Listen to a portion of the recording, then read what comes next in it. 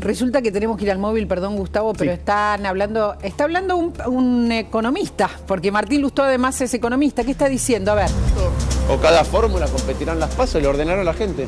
La vicepresidenta dijo que el déficit no genera inflación. ¿Qué piensan en Juntos por el Cambio con el déficit? Mira, cuando uno mira claramente en la Argentina el déficit genera inflación. Te lo voy a decir en palabras, le hicieron una muy buena entrevista a Jeffrey Sachs. La Argentina tiene, cuando hizo la entrevista a Jeffrey Sachs, tenía Argentina 50% de inflación. Y él dijo, tenemos 50% de inflación y cero reputación. Hoy tenemos 130% de inflación y cero reputación. ¿Qué quiero decir con esto? Que instrumentos que en otros países no generan un problema inmediatamente, en la Argentina sí. Entonces, ¿otros países emiten de vez en cuando? Sí, emiten. ¿Genera inflación? No. ¿Por qué? Porque no tienen la historia argentina y el problema reputacional de qué es lo que pasa cuando emitís. Igual que cuando nosotros emitimos deuda. Hoy Argentina emite y el gobierno está emitiendo deuda más cara que lo que tiene Ucrania como deuda. Martín, ¿cuál es su visión en relación al cepo? Patricia Bullrich en Yao Yao dijo que había que eliminarlo, Horacio Rodríguez Larreta dijo que no se podía tomar esa medida rápidamente. Yo creo que el objetivo tiene que ser eliminar el cepo, porque el cepo introduce un montón de distorsiones. Hoy, ¿qué es lo que hace el cepo? Hoy el cepo es un subsidio a los que importan y un castigo a los que exportan. Pero la pregunta es si tenés que eliminar el cepo el primer día, mi respuesta es no. Pero tenés que tener un plan concreto para saber que vas a eliminar el cepo, porque el cepo destruye el crecimiento. Conceptualmente, ¿Argentina va a partir de diciembre, eventualmente si gana la oposición, a políticas más de shock o gradualismo? Yo creo que, lo he dicho muchas veces, que el shock es el cambio de rumbo colectivo. Que el shock es decir, vamos a caminar en determinada dirección, que es la dirección de ordenar mucho del desorden que hay. Después los pasos son siempre graduales. Esa es la opinión que tengo yo. Gracias. Martín, te molesto un segundo para María Laura, estamos en vivo, te pongo el retorno. A ver, ahí está, te ponemos esto, a ver si escuchás. Te quería hacer una consulta. Argentina hoy tiene problemas políticos que derivan en lo económico, ¿o cómo lo ves vos? Acá. Sí, la verdad que hoy Argentina, parece raro decir esto cuando tenemos el nivel de inflación que tenemos, pero Argentina tiene un problema político, no un problema económico. Está claro que la inflación desborda, que estamos entrando en una recesión muy profunda, pero la pregunta que uno se hace es si eso es producto de que no saben los economistas argentinos cómo abordar las cosas porque hay un conocimiento secreto que no nos fue develado, o si lo que ocurre es que la política desordena todo el tiempo la economía al desordenar el Estado. Y yo estoy convencido de esto último, por ende el problema es político. Y lo vemos claramente con este gobierno. Hola Martín, buenas tardes, ¿cómo estás? Hola María Laura. Acá estamos muy atentos a esta reunión porque lo que se supone que pasó es que los principales economistas de las distintas fuerzas de Juntos por el Cambio contaron su diagnóstico y lo que van a hacer. ¿Hay puntos importantes para contarle a la gente que está, claro, navegando este 2023 en la incertidumbre, que se hayan consensuado? Te lo pregunto más allá de lo obvio de vamos a luchar contra la inflación. ¿Hay cuestiones así, digamos, fácticas que se van a llevar adelante, que ustedes ya consensuaron junto a los economistas de los distintos partidos? Sí, mira, economistas de los distintos partidos, de las distintas fundaciones, de distintos referentes, han venido trabajando hace mucho tiempo. Entonces hay un consenso muy significativo en aquellas cosas que hay que hacer. La principal para bajar la inflación es el orden fiscal.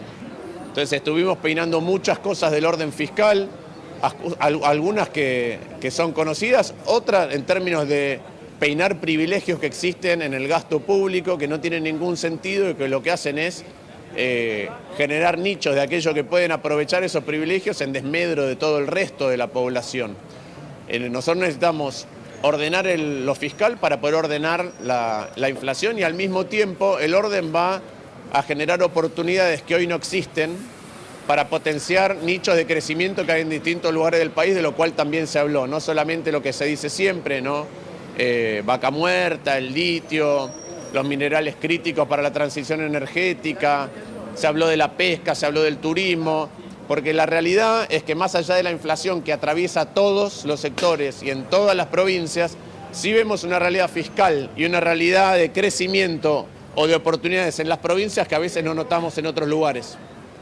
Sí, de eso se trata, ¿no? Entiendo que están hablando de producir, exportar, pero claro, hablamos siempre a partir de 2024. Este año estamos todos intentando ver cómo, ver cómo atravesarlo. El gobierno, el único objetivo que tiene es que no haya una devaluación. ¿Cuál es a tu criterio el objetivo del gobierno hoy? Pero el gobierno, como lo dije antes, la verdad que el problema de la Argentina es un problema político. Si la política no es capaz de ordenar el Estado y lo desordena permanentemente y genera crisis, ninguno de los instrumentos que puede usar otro país se pueden usar. Entonces, el gobierno muestra claramente esto, porque cada vez que trata de hacer algo, tiene tanto conflicto interno político y puja hacia un lado y hacia el otro con respecto a lo que hay que hacer, que genera más desconfianza y por ende acelera la crisis.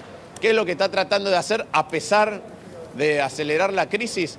Tratando de buscar dólares del futuro, endeudándose o con el Banco Central de China, o con el Banco Central de Brasil, o ahora con el Fondo Monetario, o tratando de adelantar liquidaciones de exportaciones. Está trayendo dólares que corresponden al futuro de la Argentina para gastárselos hoy, para ver cómo mantiene las cosas a flote. Y eso genera una fragilidad más grande y por ende genera costos más importantes a futuro. En el caso de que lograra que se adelantaran desembolsos, ¿estaría más complicado el gobierno que viene? La Argentina estaría más complicada, porque una cosa es adelantar desembolsos con un plan y otra cosa es adelantar desembolsos para gastárselos sin que rinda o resuelva ningún problema. Entonces, independiente del próximo gobierno, lo que tenemos que hacer nosotros el próximo gobierno es resolver los problemas que existen. Si lo que deja el gobierno actual es una situación mucho más frágil, la verdad es que lo que vamos a estar peor somos todos los argentinos y las argentinas, independientemente del gobierno. A los gobiernos elegimos para que resuelvan las cosas. Si tienen menos instrumentos, padecemos más la resolución de los problemas. Y eso es parte de lo que se habló, cómo la situación de fragilidad, además de ordenamiento de las cuentas fiscales, se puede generar un cuidado especial, ¿sí?, para lo que hemos perdido de poder adquisitivo, para poder recuperar aquello que se ha ido perdiendo a través del tiempo en estos años del gobierno nacional. Pero te preguntaba el gobierno que viene, porque por si los actores o los principales candidatos, ustedes pueden llegar a dialogar o no con el gobierno actual para que esto no pase, o pueden llegar a plantarse y decir, no, estos desembolsos no, ahora no, digamos, si hay algún tipo de posibilidad de diálogo. ¿Pero con qué gobierno actual? ¿Con quién habla uno en el gobierno actual ¿Con Massa? Para intentar un diálogo racional, un diálogo racional que preserve a los argentinos y que además el gobierno cumpla? Porque hay un presidente, pero el presidente dice una cosa y la vicepresidenta dice otra. Massa está negociando con el fondo y la vicepresidenta habla en contra del fondo.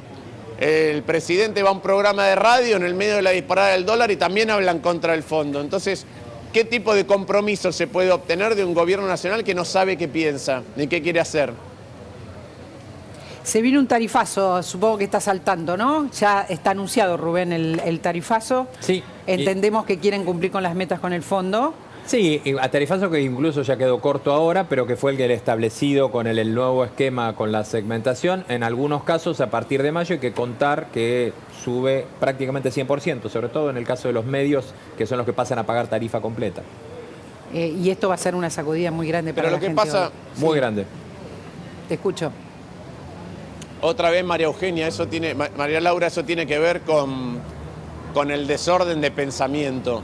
Yo hace rato que vengo diciendo que la manera de resolver el atraso de tarifas es subir las tarifas todos los años un poco más de lo que sube la inflación, porque es la manera de recuperar el atraso que tuviste y eliminar el subsidio. Vos imaginate que si hacer energía, llevarte a la puerta de tu casa vale 100 y el primer año vos cobras 100 de tarifas, está bien. Si la inflación es 100%, al año siguiente te cuesta llevar a la puerta de tu casa energía 200. Si vos no subís la tarifa, tenés 100 de subsidio. Al otro año, si tenés 100% de inflación, te cuesta 400. Si no subiste la tarifa, tenés 300 de subsidio. Lo multiplicás por 3. Entonces, el problema para revertir eso es subir todos los años las tarifas un poco más que la inflación. Y después saber en cuánto tiempo querés recuperar el total de la tarifa o eliminar el subsidio completamente. Porque la gente no tiene la culpa de que vos atrases las tarifas. Y entonces no le tenés que tirar el problema de la noche a la mañana. ¿Qué es lo que hace el gobierno nacional? Un día te lo anuncia. Otro día la inflación es más alta, pero entonces se vuelven a trazar las tarifas. Otro día tiene elecciones y no lo quiere hacer. Al día siguiente tiene que ir a buscar plata al fondo y te lo hace de golpe. Eso es desordenar el Estado, eso es desordenarte la vida cotidiana, eso es desordenarte la planificación y así no hay proceso de producción y de crecimiento que suba. En relación a Juntos por el Cambio, las internas, el revuelo y todo lo que está pasando, el ingreso de Esper, ¿estás viendo otro tipo de diálogo o se sostiene como la semana pasada? Digo, ¿hay más o menos consensos por estas horas? Mirá, no hemos hablado de eso, hemos tenido una reunión acerca de De la los economía. consensos del plan económico, Claro. sobre cómo implementar aquellas cosas. Pero sí, hablaba del que tono. creemos que no solamente bajan la inflación, sino que además permiten, como decía antes, reiniciar un proceso de crecimiento en una economía que hoy está atravesada por la inflación y por la recesión y por ende generando más pobreza todos los días. Sí, claro, entendemos que de eso se trataba, pero hablaba del tono, del entendimiento, del clima que se estaba viviendo en Juntos por el Cambio. Mira, el clima de Juntos por el Cambio, hoy tuviste casi todos los candidatos presidenciales, un montón de referentes de todos los partidos, hablando de esto y de fortalecer Juntos por el Cambio. El radicalismo ya se expresó con respecto a esto, igual que la coalición cívica, y nos parece que la ampliación es buena. Gracias, Martín, gracias por tu tiempo. Te vemos medio en sombras y te agradezco un montón. Gracias. Nos parece que es importante tu palabra. Este día, Diego, en que hay una reunión de todos los candidatos, de todos los economistas y la gente mirando la economía. Gracias, Diego. Vamos a volver cuando vos lo dispongas.